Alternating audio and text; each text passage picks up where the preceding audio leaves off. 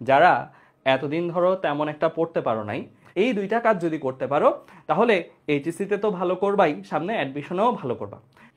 এখন যে final revision ব্যাচটা আমরা নিচ্ছি, এই ব্যাচটাতে আমাদের উদ্দেশ্য কি? আমাদের উদ্দেশ্য হচ্ছে যারা এতদিন ধরো তেমন একটা পড়তে পারো নাই বা পড়ছো জিনিসটা ভালো করে নোট করা হয় নাই, একটা এমন নোট বানাবা তোমরা আমাদের ক্লাসগুলোর মাধ্যমে, যেই নোটটা তুমি এইচএসসি পরীক্ষার আগে বলো বা অ্যাডমিশন পরীক্ষার আগে বলো তুমি দেখে যেতে পারো।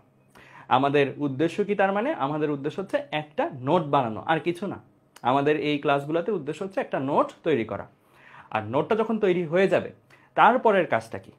ফিজিক্সে তারপরে কি করবা? একটা নোট চ্যাপ্টার, একটা নোট তৈরি করার পরে আমাদের দেওয়া যে প্র্যাকটিস শিট, সেই প্র্যাকটিস শিটটাই বেসিক্যালি বলতে পারো টেস্ট পেপার, প্লাস আমাদের মনোনীত কিছু প্রশ্ন আছে টেস্ট পেপারের সাথে, যেগুলো আমরা মনে করি যে বোর্ড পরীক্ষাগুলোতে আসতে পারে। এই প্র্যাকটিস শিটটা পড়বা, নোটটা শেষ, তারপরে ওই প্র্যাকটিস শিটটা পড়বা বলতে কি প্র্যাকটিস করবা নিজেরা। তো নিজেরা যখন প্র্যাকটিস করবা, অনেকেই ভাবতে পারো ভাই আমরা কি সবগুলো প্রবলেম একদম ধরে ধরে প্র্যাকটিস করব? প্রথমত যদি সবগুলো প্রবলেম ধরে ধরে প্র্যাকটিস করতে পারো তাহলে বেশ ভালো।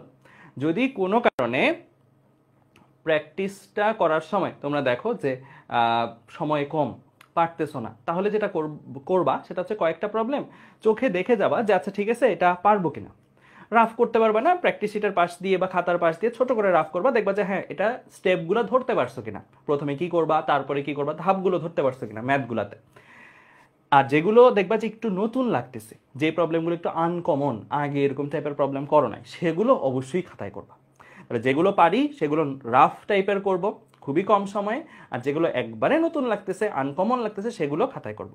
এই যে এই দুইটা জিনিস হইল, নোট এবং প্র্যাকটিস শিটের প্রবলেমগুলো খাতায় তোলা, আনকমনসগুলো স্পেশালি, এই দুইটা কাজ যদি করতে পারো তাহলে এইচএসসিতে তো ভালো করবাই, সামনে অ্যাডমিশনেও ভালো করবা।